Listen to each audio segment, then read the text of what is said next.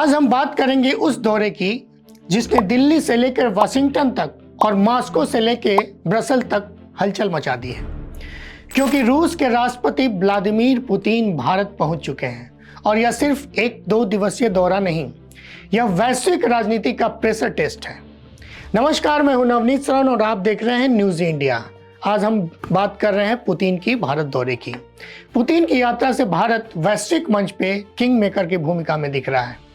America, Europe, रूस, चीन सभी भारत को अपनी तरफ खींचना चाहते हैं। भारत रूस का पावर बैलेंसर बन सकता है ताकि रूस पूरी तरह चीन पर निर्भर न हो। यूरोप भारत से यूक्रेन युद्ध पर मध्यस्थता चाहता है।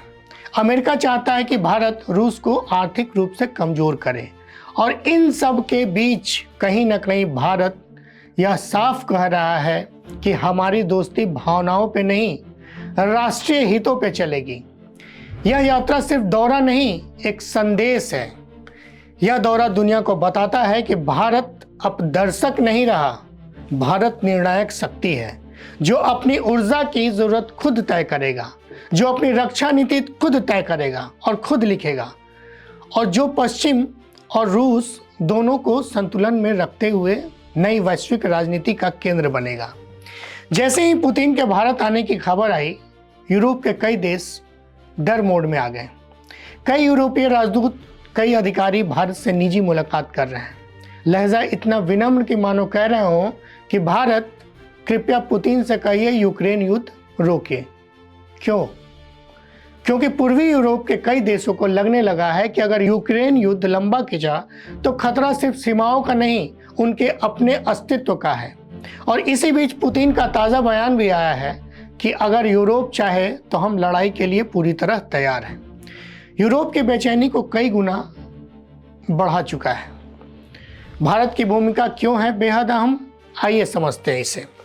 क्योंकि वैश्विक कूटनीति में इस समय भारत एकमात्र देश है जो अमेरिका से भी बात कर सकता है और रूस से भी, यूरोप को भी समझाता है, चीन को भी संतुलित रखता है। और यही वजह है कि पुतिन की भारत यात्रा पर सबसे ज़्यादा नज़र वाशिंगटन और ब्रसेल्स की है। भारत की असली रणनीति पे चर्चा करें तो संतुलन की राजनीति पे है।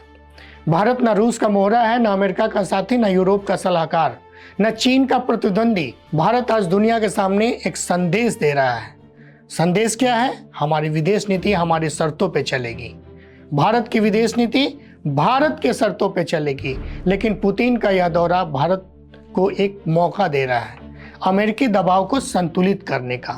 पुतिन अपने शीर्ष मंत्रियों के साथ आए हैं।